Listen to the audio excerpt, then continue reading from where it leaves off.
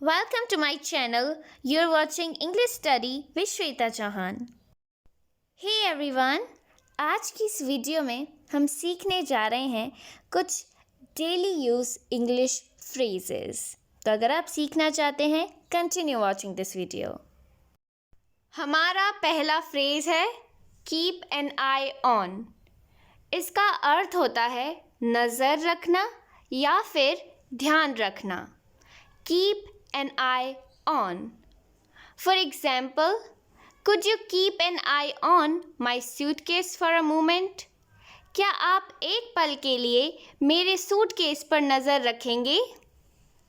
Keep an eye on यानी नज़र रखना। हमारा सेकंड फ्रेज है turn a deaf ear to. इसका अर्थ होता है ध्यान न देना या फिर किसी बात को अनसुना कर देना। Turn a deaf ear to. For example, he turned a deaf ear to my request. उसने मेरे अनुरोध पर ध्यान नहीं दिया, यानी उसने मेरी रिक्वेस्ट को बिल्कुल भी नहीं सुना, अनसुना कर दिया। Turn a deaf ear to. हमारा नेक्स्ट फ्रेज है लुक फॉरवर्ड टू।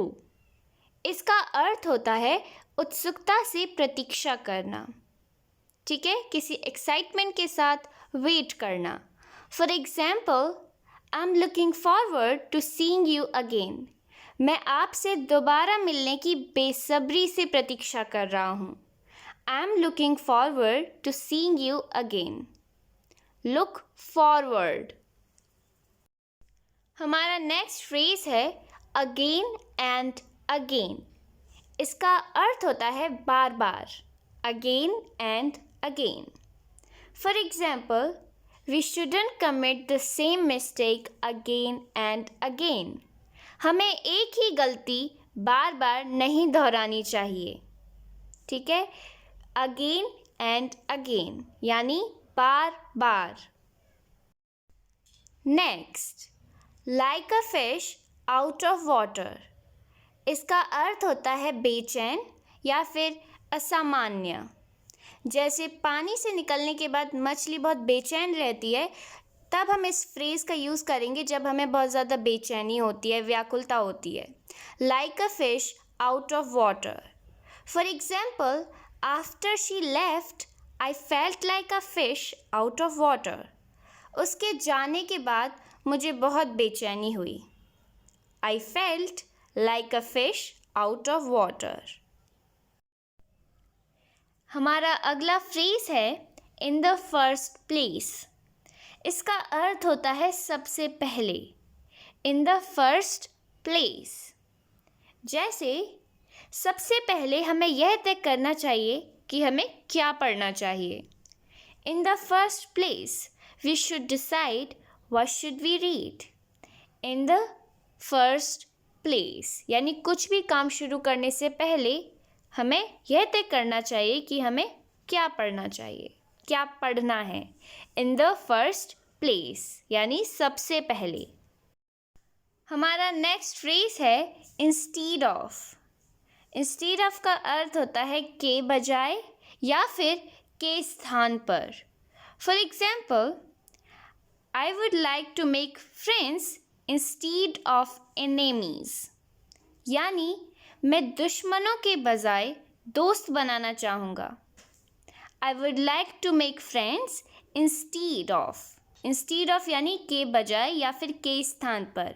मैं दुश्मनों के स्थान पर, मैं दुश्मनों के बजाय दोस्त बनाना चाहूँगा। Instead of. हमारा नेक्स्ट फ्रेज है सूनर और लेटर। इसका अर्थ होता है देर सवेर या फिर कभी ना कभी। अगर मैं कहना चाहूँ देर सवेर उसे अपनी गलती का एहसास होगा, तो हम इसे इंग्लिश में कहेंगे सूनर और later she will realise her mistake. यानी कभी ना कभी उसे अपनी गलती का एहसास होगा ही होगा। सूनर और later she will realise her mistake. Okay, sooner और लेटर।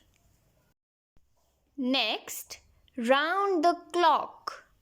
राउंड द क्लॉक का अर्थ होता है रात दिन। या फिर 24 घंटे।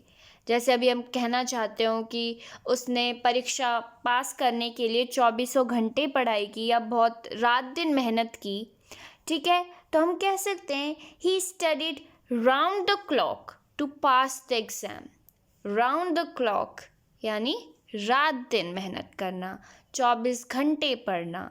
Okay, he studied round the clock. Next phrase, day in day out. इसका अर्थ होता है दिन रात या फिर लगातार। फॉर एग्जाम्पल, उन्होंने डॉक्टर बनने के लिए दिन रात मेहनत की। He worked day in day out to become a doctor. अब डे इन डे आउट को और राउंड द क्लॉक को एक दूसरे से एक्सचेंज भी कर सकते हैं, क्योंकि दोनों का ही मतलब है 24 घंटे, दिन रात या फिर लगातार। ठीक है, day in day out. Next, in a nutshell. In a nutshell का अर्थ होता है संक्षेप में, ठीक है, शॉर्ट में। इन अ नटशेल यानी शॉर्ट। जैसे संक्षेप में, मैं उसे नापसंद करता हूँ। In a nutshell I dislike him. In a nutshell I dislike him. Okay, next phrase है फ्रॉम स्क्रैच। फ्रॉम स्क्रैच, इसका अर्थ होता है बिल्कुल शुरुआत से, बिगनिंग से। For example, we need to start the business from scratch. हमें व्यवसाय को बिल्कुल शुरुआत से शुरू करने की आवश्यकता है। We need to start the business from scratch. From scratch यानी बिल्कुल शुरुआत से। नेक्स्ट फ्रेज है हैव अ वर्ड विद। इसका अर्थ होता है बातचीत करना। फॉर एग्जाम्पल, क्या मैं आपसे बात कर सकता हूँ? तो हम इसे इंग्लिश में कहेंगे can I have a word with you. Have a word with यानी बातें करना। Next one is square the hell out of. Square the hell out of, फिर आप किसी का भी नाम बोल सकते हैं। इसका अर्थ होता है एकदम डरा देना। For example, the horrifying sound scared the hell out of me. भयानक ध्वनि ने मुझे बहुत डरा दिया। Square the hell out of me यानी मुझे एकदम डरा दिया, बहुत डरा दिया। Next one is safe and sound. Safe and sound, इसका अर्थ होता है सही सलामत या फिर सकुशल। फॉर एग्जाम्पल, हम घर सही सलामत पहुँचे यानी हम घर सकुशल पहुँचे, तो हम इसे इंग्लिश में कहेंगे we arrived home safe and sound. Safe and sound. हमारा नेक्स्ट फ्रेज है रन आउट ऑफ। इसका अर्थ होता है किसी चीज़ का ख़त्म हो जाना। Run out of. For example, they have run out of money. इसका अर्थ होता है उनके पास पैसे ख़त्म हो गए। They have run out of money. Out of money यानी पैसे ख़त्म हो जाना। अगला फ्रेज है in a matter of seconds. In a matter of seconds, इसका अर्थ होता है कुछ ही देर में, कुछ ही क्षणों में। In a matter of seconds.